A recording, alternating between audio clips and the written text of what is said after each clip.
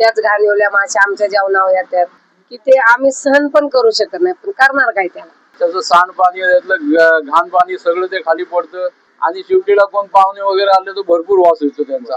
हा भरपूर येतो. आम्ही आता घरी असताना ना आमचं ते खिडकी बिडकी आम्ही बंद करून ठेवतो. नमस्कार, मी आता हडपसर मधील लक्ष्मीनगर शेवकर वस्ती भागामध्ये उभा आहे. माझ्यापासून काही समोर काही अंतरावरच 100 मीटर अंतरावरच कचरा डेपो आहे पुणे महानगरपालिकेचा कॅन्टोन्मेंटचा. दोन्ही कॅन्टोन्मेंट आणि पुणे महानगरपालिकेचे कचरा डेपो आहेत. पुणे महानगरपालिकेचे प्रशासन, मी आता ज्या वेळेस प्रशासनाला कचरा डेपोच्या मॅनेजरला वगैरे संबंधित अधिकाऱ्यांना विचारणा केली की या ठिकाणी नागरिकांना जवळपास डेपोच्या परिसरातील 1 ते 2 किलोमीटर परिसरातील चौरस किलोमीटर परिसरातील नागरिकांना श्वसनाचे विकार, त्वचेचे विकार, कायम दुर्गंधयुक्त वास असेल, रस्त्याने जाण्या येणाऱ्या ज्या कचऱ्याच्या गाड्या आहेत, मोठमोठ्या गाड्या आहेत, त्या गाड्यांचा त्रास असेल, धुळीचा त्रास असेल, त्यातून पडणाऱ्या कचऱ्याचा त्रास जो काय होतोय त्यावर उपाययोजना काय प्रशासनाने आतापर्यंत केलेल्या आहेत. संपूर्ण प्रशासनाने जे काही उत्तर दिले त्यानंतर आता स्थानिक नागरिकांच्या आपण त्या ठिकाणी प्रतिक्रिया जाणून घेणार आहोत. माझ्यासोबत काही येथील स्थानिक व्यावसायिक आहेत. आपण नक्की त्यांना विचारूया नक्की संबंधित कचरा डेपोची किती दिवसापासून अडचण आहे, कोणत्या कोणत्या परिस्थितीत त्यांना सामोरं जावं लागतं. नमस्कार दादा, किती दिवसापासून पुण्यामध्ये राहत आहे? साहेब, माझं वय 60च्या आसपास आहे. लहानपणाच्या आधी माझ्यापासून कचरा डेपो आहे आणि भरपूर वास येतोय. पावसाळ्यात जास्त त्रास होतो आम्हाला. मच्छरही होत्यात, माशाही येतात. परत आमचं रेल्वे फाटक असल्यामुळं आमच्या रोडवर दुकान आहे, त्यामुळं ते गाड्या थांबतात. त्याचं सांडपाणी त्यातलं घाण पाणी सगळं ते खाली पडतं. त्याचा त्रास लोकांना होतो. गाड्या घसरतात. आतापर्यंत भरपूर गाड्या घसरल्या आहेत, भरपूर लोकांना लागलेले आहेत, भरपूर अडचणी आहेत आणि वास तर काही कमी होत नाही. इथल्या नागरिकांनी काही प्रशासनाकडे काही कंप्लेंट तक्रार वगैरे काही केल्या होत्या पण काही होत नाही साहेब. सन पॅट्रिक टाउन मध्ये मोठी आहे, सन सोसायटी मोठी आहे, त्या लोकांनी रस्ता रोको वगैरे ऍप्लिकेशन वगैरे दिले सगळं, पण काय नाही. थोडे दिवस गाड्या बंद करतात, परत चालू होतात. काय वाटतं तुमची लहान मुलं वगैरे असतील घराला? आजार होतात ना, कारण मच्छर वाढल्यामुळे मलेरिया वगैरे वगैरे होतं, त्याच्याने त्रास होतोच. आणि शेवटीला कोण पाहुणे वगैरे आले तर भरपूर वास येतो त्यांचा. तर लोकांना त्रासच होतो आणि हवा उलटी फिरली की पार मगरपट्ट्यापर्यंत वास जाते. मी आता त्या अधिकाऱ्यांना विचारलं की तुम्ही फवारणी वगैरे काय करता का हर्बल स्प्रेची, तर त्यांनी मला तोंडी असं उत्तर दिलं की आम्ही दिवसातून 2 ते 4 वेळा स्प्रेची फवारणी करतो, जेणेकरून दुर्गंधी येणार नाही. तर होते का फवारणी वगैरे होते? तसं काय आयडिया नाही, आम्ही कधी बघितले नाही. होत असेल पण पहिला भरपूर यायचा, आता थोडा कमी प्रमाणात झालाय वास. कारण डम्पिंग करून ते गाड्या भरून घेऊन जातात, पण वास येणार तो येणार. कारण शिवाजी मार्केट वगैरे इथला घाण कचरा, ते कोंबड्या तो येतो मला सडलेला, त्यावेळी वास भरपूर येतो. गाड्या इथनं गेल्या की त्याच्यावर माशा, बस, डास वगैरे त्याचा त्रास होतोच लोकांना. पावसाळ्यात काय अडचण? पावसाळ्यात भरपूर अडचण आहे साहेब, भरपूर वास येतो. कारण ते कुजल्यामुळे जास्त वास येतो, त्याच्याने मच्छर वाढतात, माशा भरपूर येतात. त्या माशा आमच्या इकडे बसतात, जेवणात, घरात वगैरे सगळीकडे येतात. त्याचा पोरांना त्रास होणारच ना. त्याचं काहीतरी करा तुम्ही इलाज. माझ्यासोबत काही स्थानिक व्यावसायिक महिला देखील आहेत, त्यांच्याकडून देखील त्यांच्या काय प्रतिक्रिया आहेत आपण जाणून घेऊया. काकू नमस्कार, किती दिवसापासून व्यवसाय करताय? 50 वर्ष.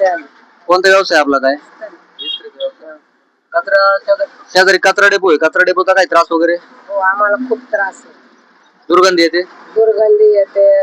रोडला, आमच्या दुकानाच्या समोर रोडला गाड्या जातात ना कचऱ्याच्या वगैरे, त्याच्यामुळं गाड्या स्लिप होतात, लोक पडतात. आणि ज्या वेळेस आम्ही इथं दुकानातच बसून जेवण करतो त्याच घाणीवल्या माश्या आमच्या जेवणावर येतात आणि तो आम्हाला त्रासच आहे. म्हणजे त्या गाडीतला कचरा पडतो, गाडीतून कचरा पडतो, पाणी पडतं, त्याच्यावरती माश्या बसतात आणि त्या माश्या आमच्या अन्नावर बसतात. कारण आम्ही राहायला शिंदे वस्ती, दुकान आमचं शेवकरच्या सेंटर टाऊनला आहे, हडपसर एरियाच आहे.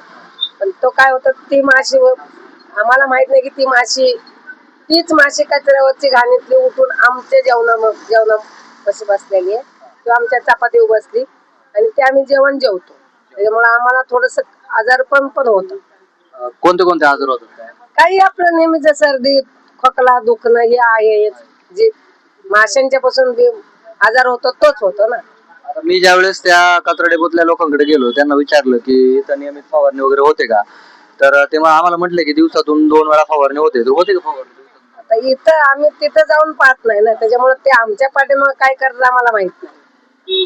आता मी काही लोकांसोबत बाकीच्या बोललो की त्यांचं असं म्हणणं आहे की या दिवसामध्ये काही प्रमाणात दुर्गंधी कमी झालेली, वास येणं कमी झाले. झालेले, पण पावसाळ्यामध्ये जास्त येतो वास.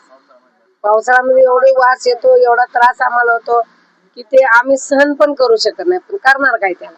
व्यवसाय आमचा पहिल्यापासून येत आहे आणि कचरा डिपो आता एक 10-15 वर्षापूर्वी जास्त मोठा झाला. पहिला छोटा होता एवढा एवढा कचरा डिपो, पण आता जास्त मोठा झालेला आहे. तुम्ही काय इथल्या स्थानिक तुमचे नगरसेवक वगैरे त्यांच्याकडे काही कंप्लेंट वगैरे केल्या? तर स्थानिक नगरसेवक 10 वर्ष तर नगरसेवकच नव्हता ना. आता जे नवीन निवडून आले त्यांच्याकडे काही आता निवडून आल्यात, आता त्यांची आमची ओळख होईल तेव्हा आम्ही त्यांच्याकडे जाऊ. त्यांच्याकडून अपेक्षा आहेत?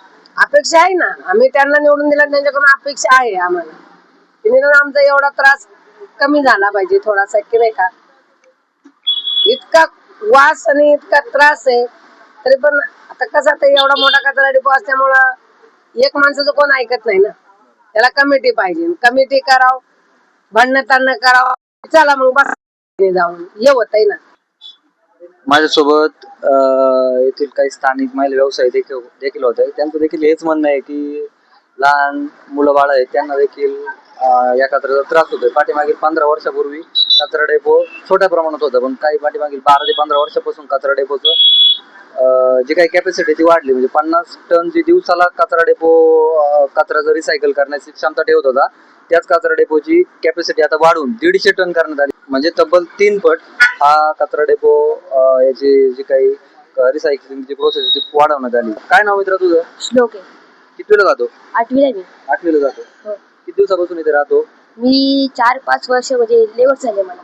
कुठे राहतो इथं? विघ्नार्थ अपार्टमेंट. इथे कचरा डेपो आहे, कचरा डेपोचा वास वगैरे येतो? हा भरपूर येतो. आम्ही आता घरी असताना ना आमचं ते खिडकी बिडकी आम्ही बंद करून ठेवतो. आणि मग आजारी वगैरे पडतो तू? हा पडलो होतो ना, मध्येच मी आजारी पडलो होतो त्या वासाने. आणि ते डस्ट उडती ना हव्यात, ते सगळं आमच्या अंगमध्ये असं जातं खेळताना. तू कितीला जातो? मी आता 8वीलाच आहे. काय नाव तुझं? अर्चित. अर्चित. हा. हे जे रस्त्याने गाड्या जातात कचऱ्याच्या, हा. गाड्यांचा त्रास होतो, भीती वाटते गाडी? भीती पण वाटते आणि वासले घाण येतो. हा. काय वाटतं काय केलं पाहिजे कचऱ्याचं, काय केलं पाहिजे? आता इथं असं वाटते की कचरा इथं सगळीचा कचरा इथे येतो ना, मला वाटतं तिथं पहाड बीड सगळं झालं, तिथं साफ करायला पाहिजे. इथे एकच इथं एवढा पूर्ण हडसरचा कचरा विषय इथे एका जागेवर असतो ना, म्हणून असं वाटतं की साफ करायला पाहिजे तिथला आणि दुसरीकडे ट्रान्सफर करायला पाहिजे. कचऱ्याच्या ज्या गाड्या जातात रस्त्याने, त्या गाड्यांमधून कचरा पडतो? हा पडतो ना. इथं पण आता मध्ये पडलं होतं भरपूर कचरा, मग ते भरपूर लोक आले साफ करायला. असे घालतं. नंतर कधी कधी ते एवढे मोठे मोठे ट्रक असतात ना कचरा भरून, कधी कधी तर ऍक्सिडेंट व्हायची शक्यता असते इथं. ऍक्सिडेंट पण होऊ शकतो? हो, इथं लय वेळ झालं होतं, 1-2दा. इथं का पुढं का लेवली पटरीचं चालतं इथं. माझं एक म्हणणं आहे की एरियाचं डेव्हलपमेंट व्हायला पाहिजे. डेव्हलपमेंट झालं पाहिजे.